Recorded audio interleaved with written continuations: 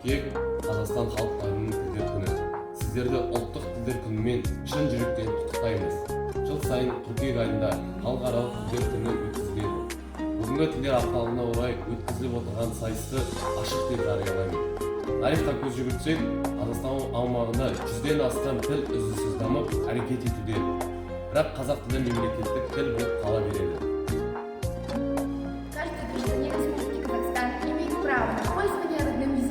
Свободу выбора языка, общения, воспитания, обучения и творчества. Родной язык, он с детства мне знаком. На нем впервые я сказала «мама», на нем клялась я верности упрямо. Каждый вздох понятен мне на нем. Родной язык, он дорог мне, он мой. The English language is known worldwide. Not all languages are alike. English is known everywhere. A great language of anyone. Как говорил великий поэт